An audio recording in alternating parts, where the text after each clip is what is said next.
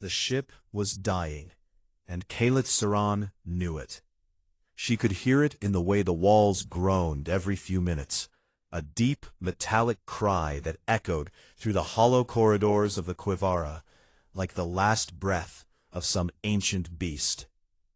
The lights had stopped working 3 days ago, and now only the faint glow of her own skin kept the darkness away.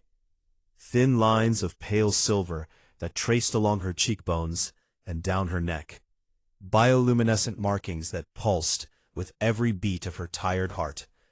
She sat in the pilot seat with her knees pulled up to her chest, staring at the cracked display screen that flickered between static and nothing. The fuel cells were almost empty. The air recycler was running on its last filter, and the distress beacon she had activated 11 days ago had brought no one. Not a single ship, not a single voice, not even an automated rejection signal from a passing freighter. Just silence. The kind of silence that pressed against the ears and made a person wonder if the universe itself had decided to forget them. Kalith closed her eyes and let her head fall back against the cold metal of the chair.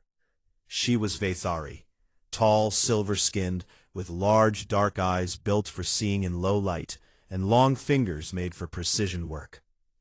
Her people were known across the galaxy as builders and engineers, cold and efficient, a species that had turned discipline into an art form and emotion into a crime. But Kalith was not like her people. She had never been like her people. She was a resonant, born with an oversaturated empathic gland that made her feel everything at 10 times the normal intensity. Joy hit her like a wave, grief pulled her under like a current, and love was a storm she had never learned to survive. The Vathari ascendancy called it a genetic defect. They called resonance broken, dangerous, unstable, facilities dedicated to fixing them. Cold white rooms where children were strapped to tables and injected with neural dampeners until the light in their eyes went flat, and their bioluminescence turned dull and gray. Kalith had been scheduled for correction on her 19th cycle. She remembered the day with terrible clarity, the sterile smell of the facility, the hum of machines warming up behind the walls, the face of the technician who would not meet her eyes. But the guard at her door, a woman named Seven, with faded markings and trembling hands, had leaned close and whispered 2 words that changed everything. Run now. Seven had been a resonant too, corrected years ago, dampened and dulled, but not entirely broken. Something inside her still flickered, still felt, still remembered what it was like to burn with feeling. She unlocked the door, and Kalith ran. She ran through corridors and maintenance tunnels and shuttle bays, found an old cargo hauler sitting forgotten in a storage dock. The Quivara. It was ugly, outdated, and barely functional, but it flew, and Kalith flew with it, out of the facility, out of the atmosphere, out of Vathari space, and into the vast cold nothing of the galactic fringe. That was 3 cycles ago. 3 cycles of drifting from station to station, system to system, looking for somewhere, anywhere, that might take her in. But the fringe was not kind to exiles. The Ketvari slavers saw her as merchandise.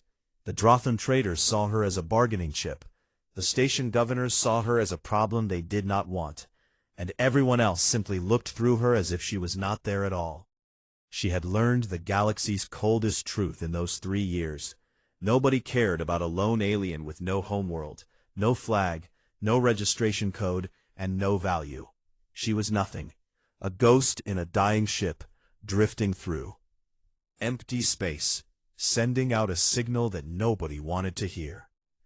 On the 12th day, Kalith stopped eating, not because she wanted to die, though she was not sure she didn't, but because the food stores had finally run out. The last ration mar had been 2 days ago, a tasteless gray block that she had chewed slowly in the dark, trying to make it last. Now there was nothing. Her body ached, her gland throbbed with a low constant pain, and her markings had grown so dim They barely gave off light at all. She thought about Sevon. She wondered if the guard had been caught, if they had corrected her again, if there was anything left of her to correct. She thought about the children in the facility, the ones she had heard crying through the walls the night before she escaped. She thought about the word the Ascendancy used for resonance, contaminated. And she thought about how strange it was that a species could look at a person who felt too deeply and decide that feeling was the disease. The console beeped. Caliph opened one eye, not expecting anything. The console had been throwing false readings for days, phantom signals, and ghost contacts that turned out to be cosmic noise. But this was different. This was a real signal, a ship, small, approaching fast from the upper quadrant. Her fingers moved before her brain caught up, pulling up the scanner display and trying to get a read on the incoming vessel.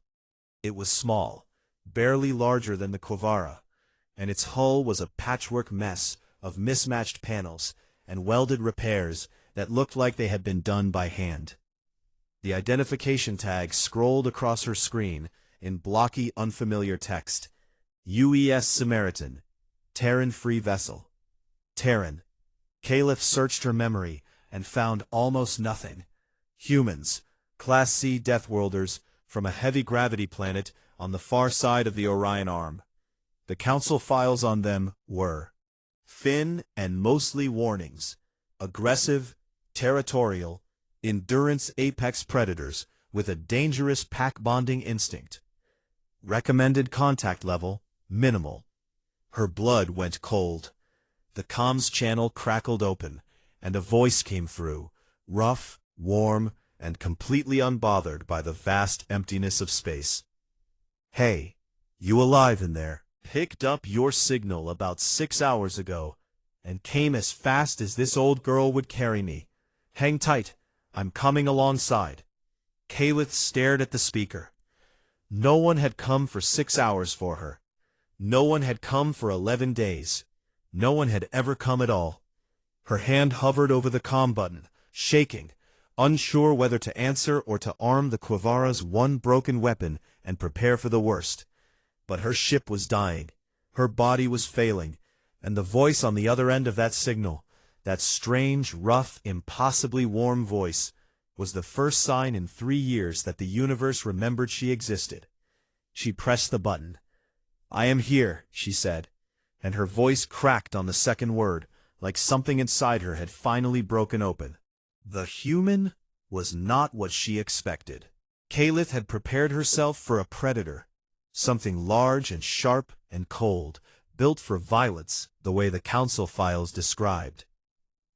But when the airlock hissed open, and Elias Mauro Reyes stepped aboard the Quivara, all she saw was a tired man with kind eyes and a scar across his jaw that looked like it had a story behind it. He was shorter than her by almost a full head, broad in the shoulders, brown-skinned with dark hair cut close, and hands that were rough and scarred from years of working with metal and wire. He wore a faded jacket with patches on the elbows and boots that had been repaired so many times they were more glue than leather. He looked at her, really looked at her, and the first thing he said was not a demand or a threat or a transaction. "When did you eat last?" Caliph blinked. No one had ever asked her that. 2 days, she said, and her voice came out thin and dry like paper. Tearing. Elias nodded once, as if that answer physically hurt him, and then turned back toward his ship without another word. He returned 10 minutes later, carrying a metal container that smelled like something Caliph had never encountered before. Warm, rich, layered with spices that made her empathic gland pulse with confused interest. "Sit down," he said, not as an order, but as a kindness. The way someone might speak to a wounded animal they did not want to scare. She sat. He opened the container and handed her a portion of something orange-red and thick, served over a grain she did not recognize. "Rice and chicken in achiote," he said, as if those words should mean something to her. "My mother's recipe, more or less. I had to swap out a few things, because you can't exactly find guajillo peppers on the galactic fringe, but it's close enough. Kalith ate. She ate like she had forgotten how, fast and graceless, and the taste hit her so hard that her markings flared bright without warning, a sudden bloom of pale blue light across her cheeks and throat that she immediately tried to suppress. Elias watched her glow and said nothing bad about it. He just smiled a little and said, "Must be decent if it's getting that reaction." She did not know how to respond to that. After the meal, he checked her injuries, scrapes, bruises, a shallow infection on her left arm from a broken panel edge that had gone untreated for too long. He cleaned it and wrapped it with steady, practiced hands. And when she flinched at the sting of the antiseptic, he talked to her through it. Just talked, calm and easy, about nothing important. About a river back on Earth where he used to fish as a boy. About the color of the sky at sunset in a place called Valparaiso. About how his mother used to say, "El que camina solo llega rápido, pero el que camina acompañado llega lejos," which he translated for her as, "The one who walks alone gets there fast, but the one who walks with others goes further. One who walks alone arrives fast, but the one who walks with company arrives far." Kalith listened with more than her ears. Her empathic gland was wide open, reading him the way resonance read everyone, feeling the texture of his emotions like colors painted in the air around him. And what she felt made no sense. His emotional signature was layered, complex, contradictory. Grief sat next to joy. Anger lived beside tenderness. Loneliness wrapped around warmth like vines around a tree. He felt everything, all of it, all at once, all the time. And somehow, impossibly, he was still standing, still functioning, still cooking meals for strangers, and cleaning wounds, and talking about rivers. Among the Vathari, a mind like his would have been flagged immediately. He would have been classified as a resonant, a severe one, and scheduled for correction before his emotions could contaminate those around him. But Elias was not Vathari, was human.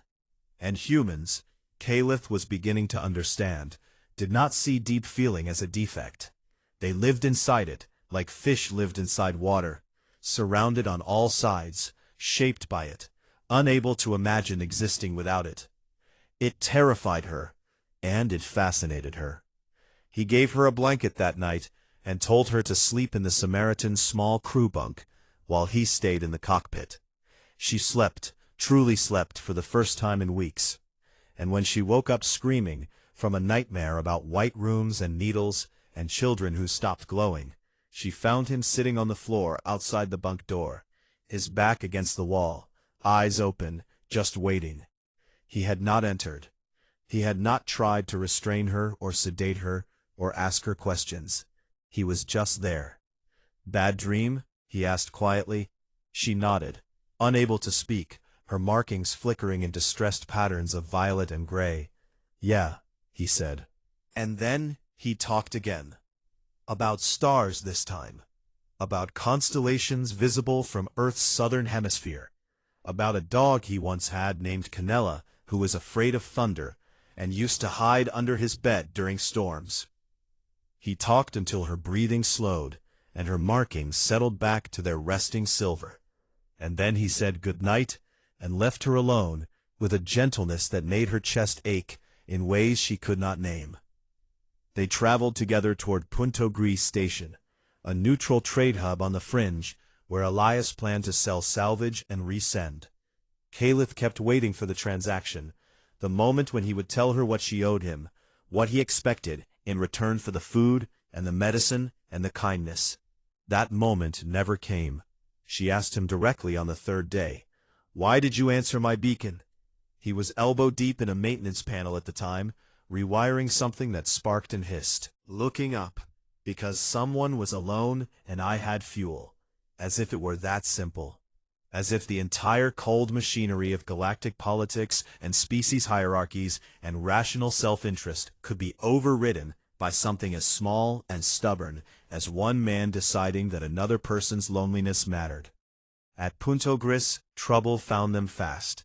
3 HFY slavers spotted Kayla the moment she stepped off the ship. Tall, armored, with 4 arms each and eyes like black glass. They recognized her immediately. Vathari, unregistered, no faction markings, no legal protection. Easy prey.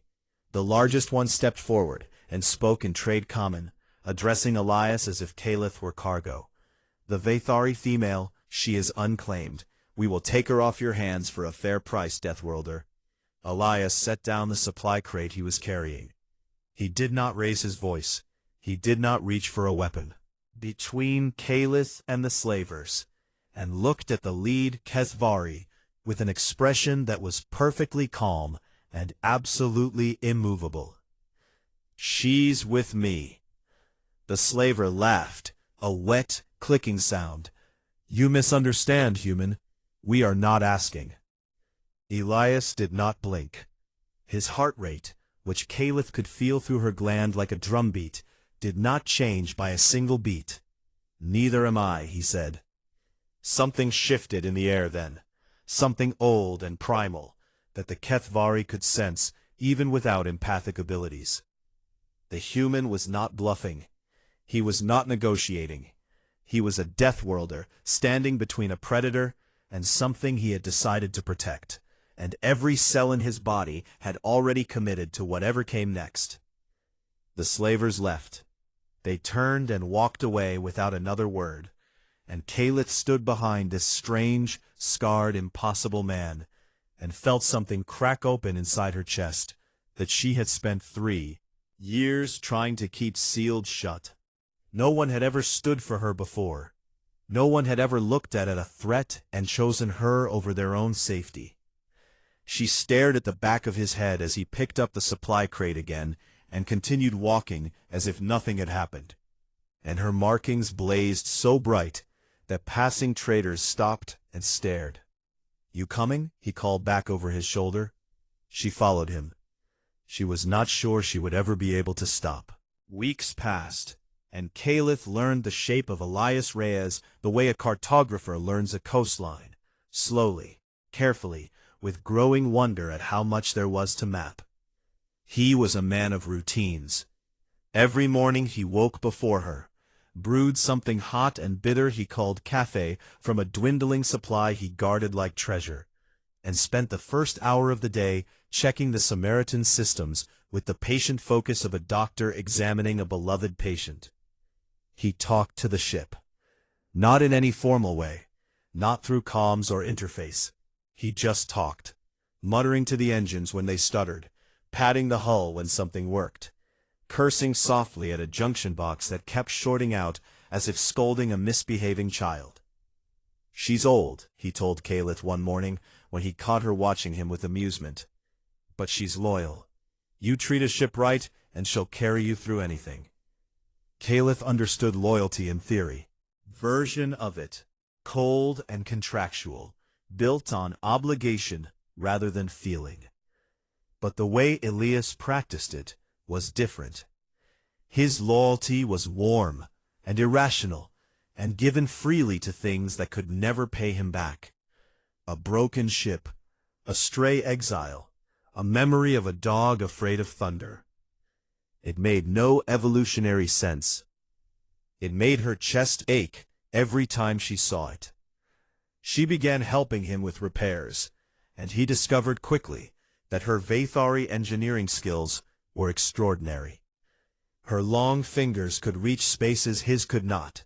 Her eyes could spot microfractures invisible to human vision, and her understanding of energy systems made his jury-rigged repairs look like finger paintings next to fine art. She recalibrated his navigation array in 2 hours, a job he had been failing at for 6 months. You're a genius, he said, staring at the newly aligned star charts with something close to awe. I am adequate, she corrected. Compliments still made her flinch. The ascendancy did not praise resonance. It endured them. No, Elias said firmly. You're a genius, and I'm going to keep saying it until you believe me." He did keep saying it. He said it when she fixed the water recycler, when she optimized the fuel mix to give them 12% more range, when she improvised a sensor patch from salvaged parts that should not have been compatible. And slowly, against every instinct she had, she began to believe him. The bioluminescence was the hardest part. For 3 years she had kept it suppressed, dimmed down to almost nothing, a faint gray shimmer that could pass for a skin condition, rather than the blazing beacon of emotional intensity it truly was. Among the Vathari, bright markings meant strong feelings, and strong feelings meant danger. But around Elias, she could not control it. When he made her laugh, which he did more often than she wanted to admit, usually by accident, usually by being so earnestly strange that her composure simply collapsed, her markings would flare in bursts of warm gold. When he sat close to her in the cockpit and their arms almost touched, they pulsed soft blue. When he smiled at her, that crooked, easy smile that crinkled the scar on his jaw, they rippled in patterns so complex and beautiful that she wanted to hide under a blanket and never come out. "It's beautiful," he said the first time he saw her fully lit, her face and throat and hands alive with cascading light. She covered her cheeks with her palms, mortified, and said, "It is a defect." "It's beautiful," he said again, as if repetition could make it true. And the worst part, the most terrifying part, was that when he said it, she could feel through her gland that he meant it completely. There was no pity in him, no fascination like she was a curiosity, no calculation about what her abilities could be used. He simply thought she was beautiful. And the sincerity of that feeling hit her like sunlight after years underground. One night, deep in transit between systems, she told him the truth about the purification. She had not planned to. They were sitting in the Samaritan's small galley, the lights turned low, the hum of the engines filling the silence between sentences. And somehow the words just started coming, pulled out of her like thread from a wound. She told him about the facilities, the white rooms, the smell of antiseptic, the sound of machines. She told him about the children, some as young as 4 cycles, born glowing bright and brought in to be dimmed. She told him about the correction process, neural dampeners injected directly into the empathic gland, session after session, until the patient stopped feeling, stopped glowing, stopped being themselves.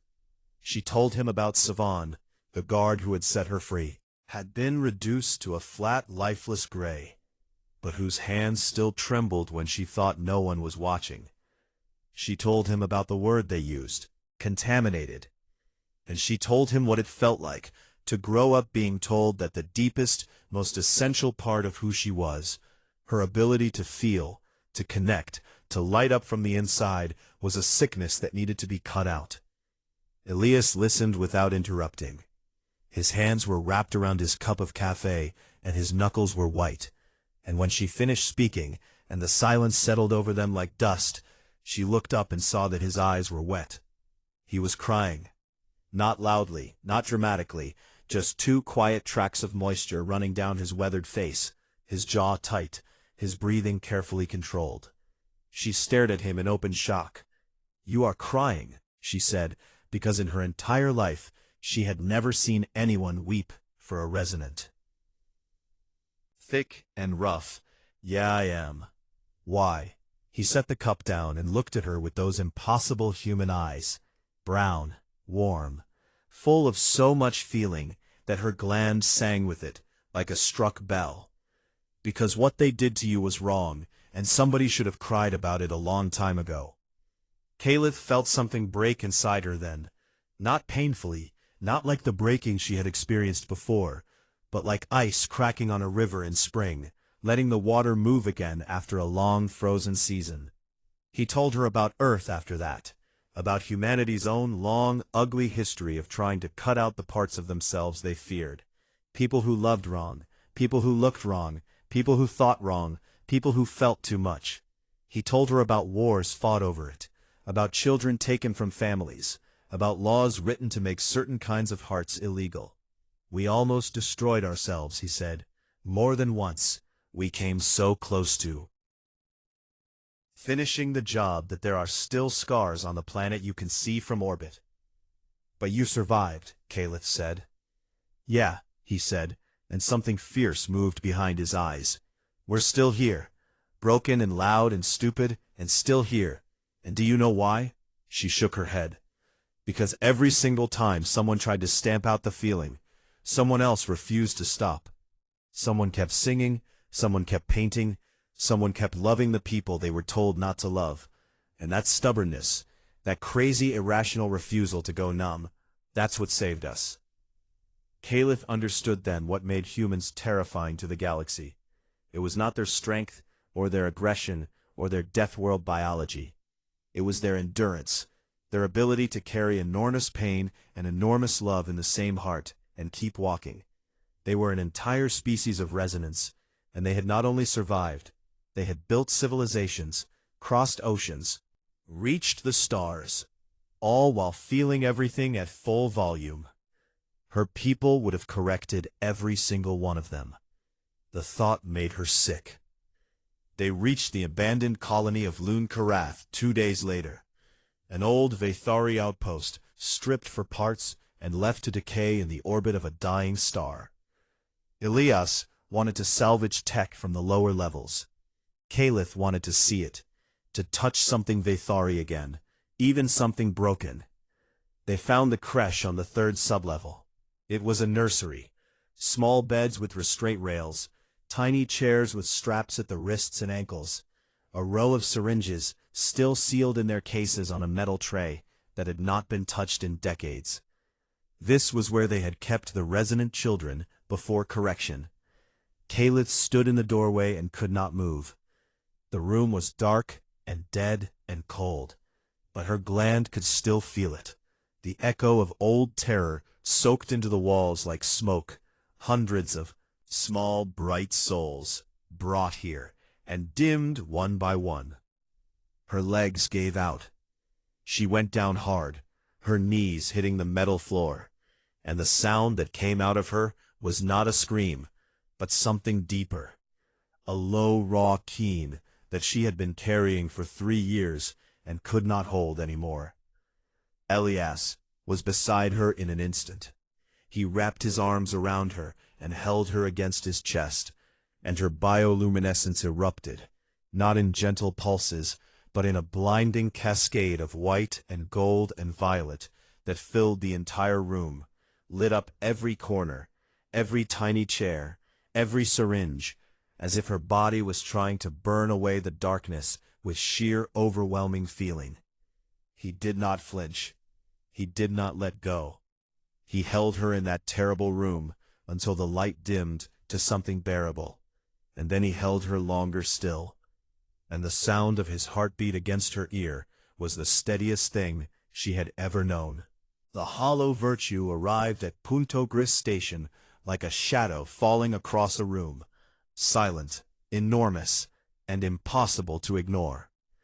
It was a Vathari Ascendancy cruiser, sleek and pale as bone, its hull unmarked by decoration or insignia, because the Ascendancy did not believe in symbols.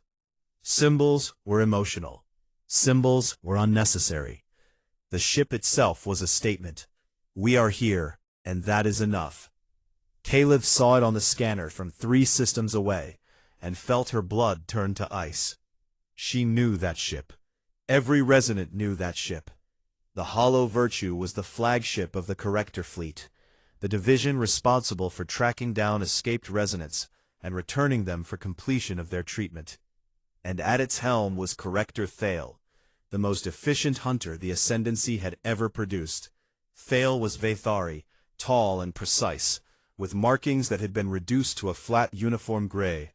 No variation, no pulse, no. He had been corrected at age 6, one of the youngest on record, and he had risen through the ranks with the cold, mechanical focus that the dampening process was designed to produce. He felt nothing, or so he believed. He followed orders, he retrieved targets, he delivered them back to the White Rooms, and he did not think about what happened after.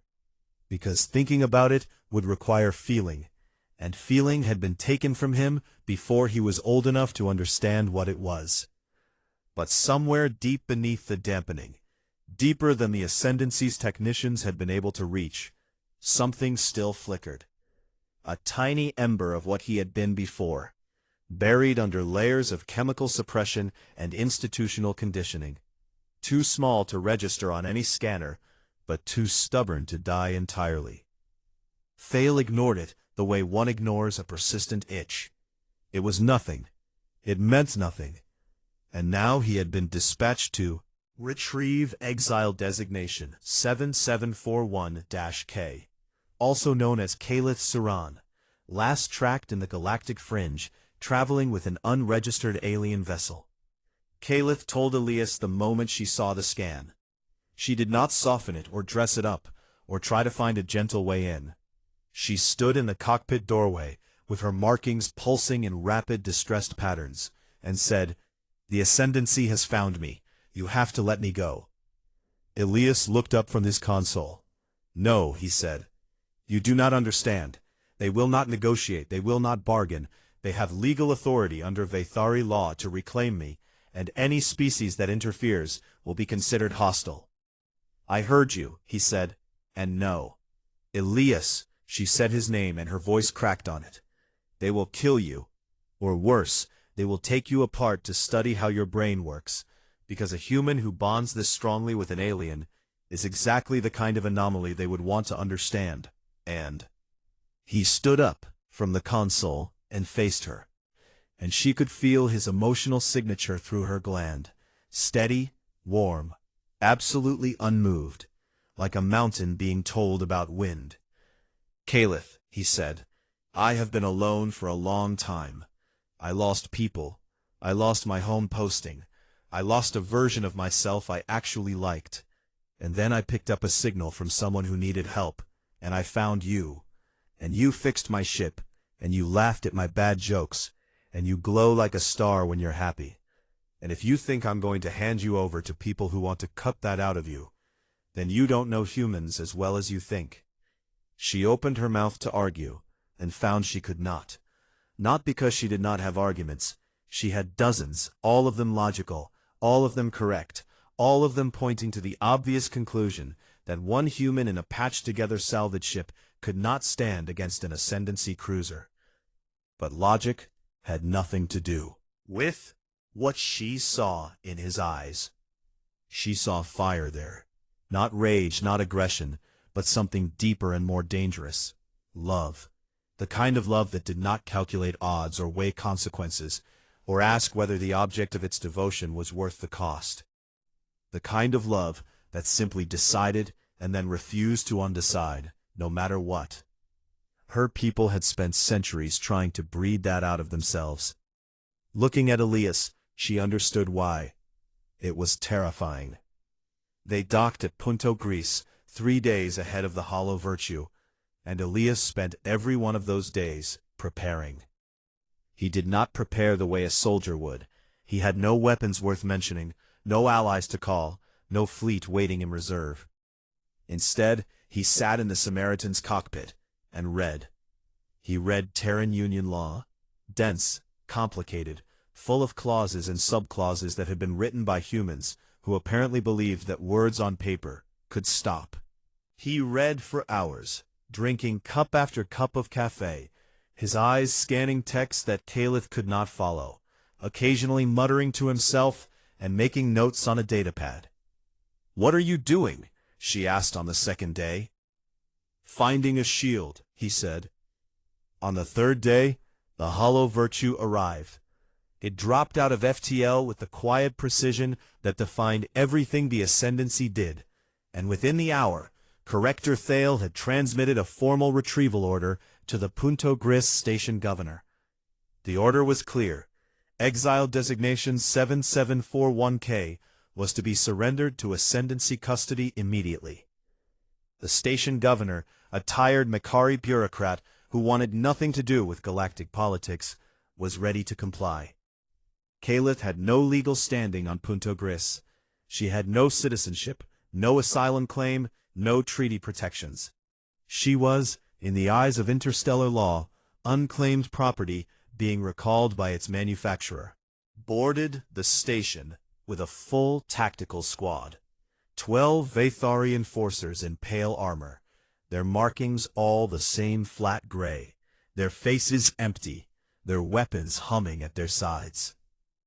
They moved through the corridors toward Docking Bay 14, where the Samaritans sat, and every person in their path stepped aside without being asked. Thale reached the bay and found Elias standing in front of the airlock. Just standing. No weapon, no armor, no tactical advantage of any kind. Just a man in a faded jacket with patched elbows, standing between a corrector and his target. "Step aside, Terran," Thale said. His voice was perfectly flat, perfectly controlled, perfectly empty. "This does not concern your species." Elias did not step aside. Instead, he activated a broadcast on an open channel. Every ship in dock, every trader, every station system could hear him, and he spoke clearly and calmly. "My name is Elias Maro Reyes, citizen of the Terran Union, commander of the free vessel Samaritan. I am invoking Sanctuary Compact, Article 7. Under the authority of Terran treaty law, this vessel, and everyone aboard it, is hereby declared sanctuary for Kalith Saran, a refugee of genetic persecution. Any attempt to remove her by force will be treated as an act of aggression against the Terran Union." Silence fell across the docking bay. Thale blinked. The first uncontrolled movement Kalith had ever seen from a corrector. "That is not recognized under Vathari law," he said. "It doesn't need to be," Elias replied. "It's recognized under Terran law, and the Terran Union has mutual defense treaties with 6 council species. If you board my ship, you're not picking a fight with me, you're picking a fight with everyone who signed those treaties." Thale processed this for 3 seconds, then ordered his squad forward.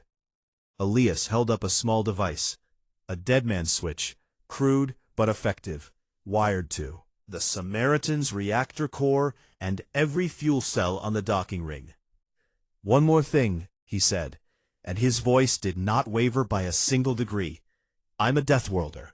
My species evolved on a planet that tried to kill us every single day. We developed a survival strategy that your people never accounted for. When we love something, we will burn everything down, including ourselves, before we let it be taken." "You would die," Thale said. "In a heartbeat," Elias said, and it was true. Kalith could feel it through her gland, every word soaked in absolute certainty, not a trace of bluff anywhere in his entire being. Thale stared at the human, and deep inside his dampened mind, that tiny ember, that last fragment of what he had been before correction, suddenly flared. He could feel it, not through any empathic ability that had been taken from him, but through something older, something the technicians had not known to look for. The love radiating from this alien creature like heat from a star. Not the pale, controlled bonds the ascendancy permitted, but the real thing, vast and reckless, and willing to die. It was exactly the thing the purification was designed to destroy. And standing in front of it, feeling it wash over him for the first time in decades, Corrector Thale discovered something terrible and wonderful. He remembered. He remembered being small and bright and full of light. He remembered a woman's hands on his face, his mother, whose name he had not spoken since correction, and the sound of her voice saying, "My beautiful boy, you shine so bright." He remembered the day they came for him. He withdrew. He gave no explanation, no justification. He simply turned and walked back through the docking bay with his squad behind him, and no one stopped him, and no one asked why. On the hollow virtue, in his private quarters, with the door sealed and every sensor disabled, Corrector Thale sat on the edge of his bunk and pressed his hands to his face. His markings, gray and dead for 30 years, flickered once. A single pulse of faint, heartbreaking blue, and he wept. For the first time since he was 6 years old, he wept, and he did not know if the tears were for Caliph, or for the human, or for the boy he had been before the White Room took him. But he suspected, in the deepest part of himself, that they were for all three. The galaxy talked. It was what galaxies did. Information moved through trade routes and comm relays, and whispered conversations in station cantinas, like water through cracks in stone, finding every gap, filling every space.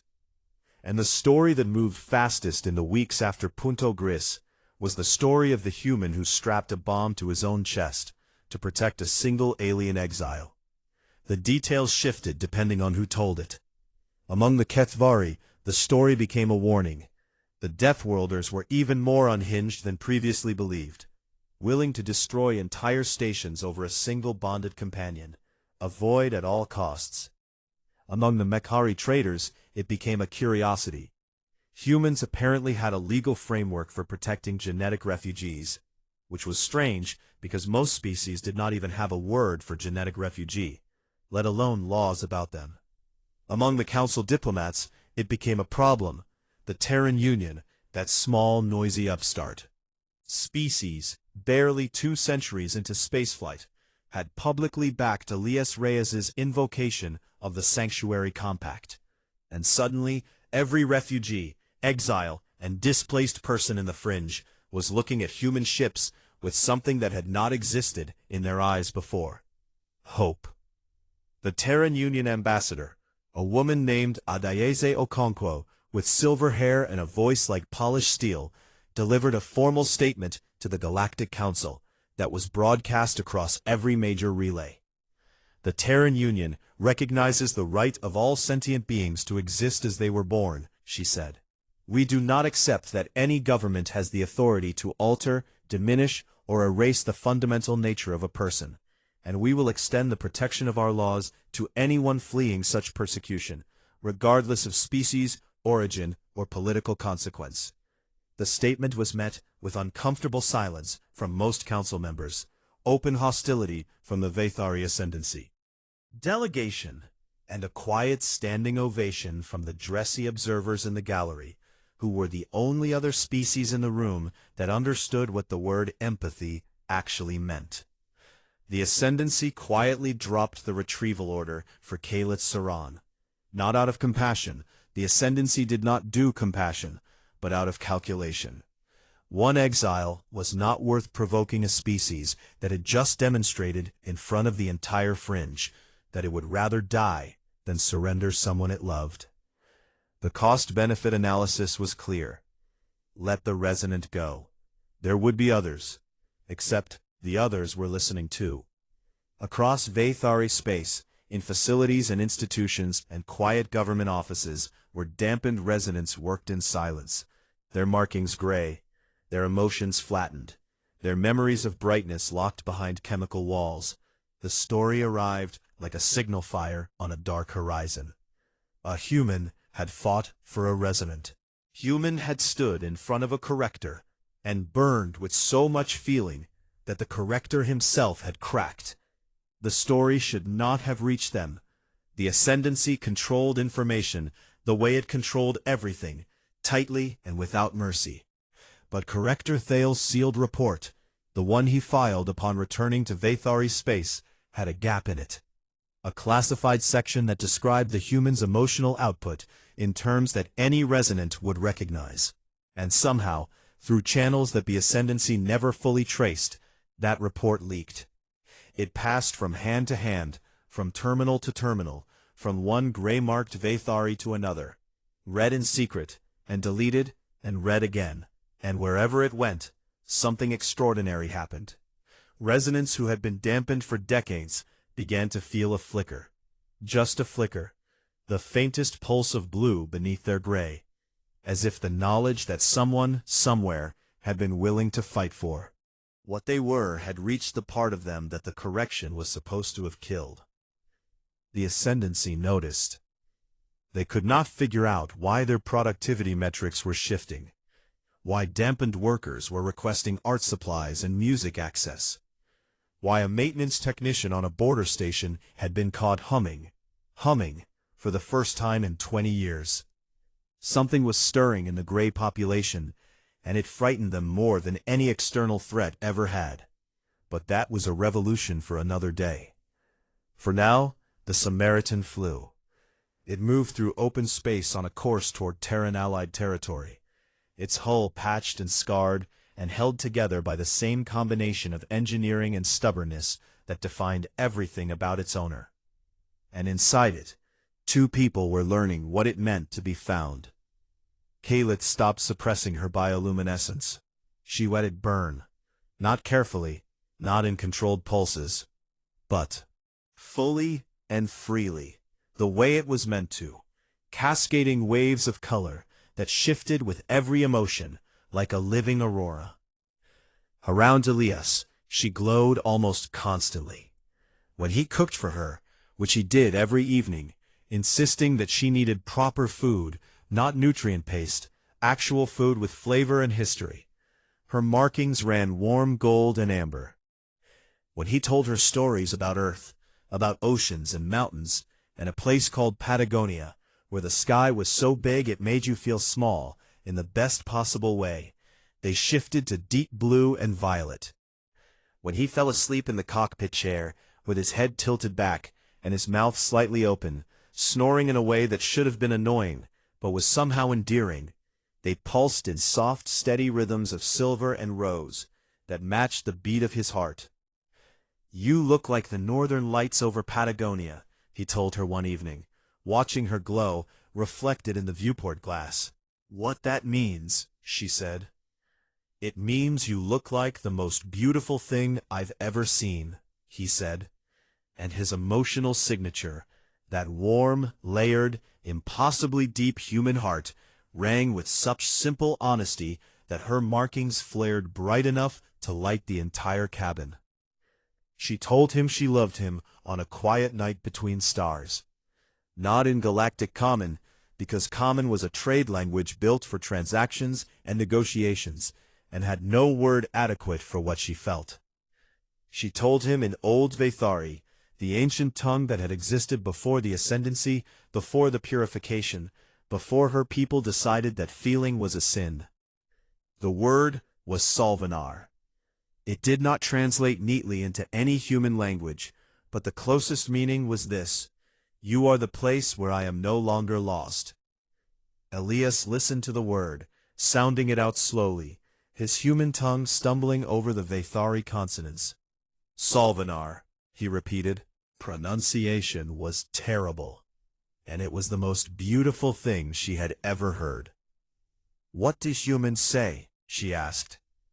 He thought about it for a moment, and then he said, "Te amo." But that's just the words. The real version is everything else. The cooking and the standing in front of slavers, and the sitting outside the door when you have nightmares, and the not leaving. The words are just the summary.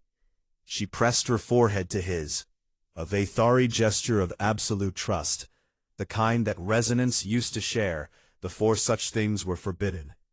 And her markings and his skin were so close that the light seemed to pass between them, as if her glow was reaching for something inside him that glowed back in a frequency only she could see. "Solvenar," she whispered. "Te amo," he whispered back. And for the first time in her life, Caliph Saran, exile, resonant, contaminated, defective, lost, felt none of those words apply. She was found. Wanted. She was loved by a man whose species felt everything as deeply as she did, and had somehow turned that into the strength to cross the stars.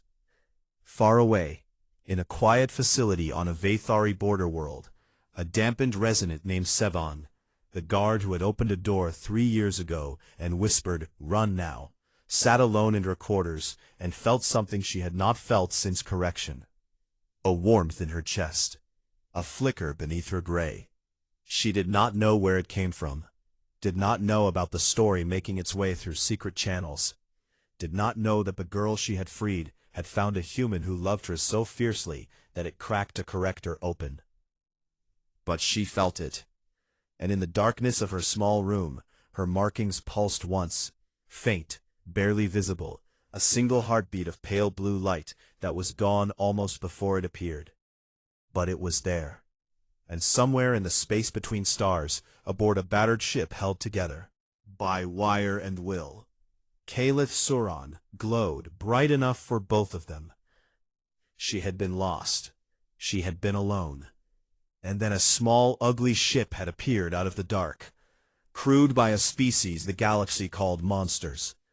And a man with scarred hands and a mother's proverb in his heart had offered her something no one in the universe had thought to give.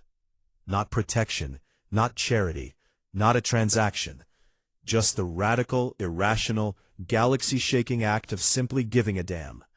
And she had fallen in love with him for it. Perdida y Solitaria, lost and lonely, hasta que se enamoró del humano, until she fell in love with the human, and in falling, she was found.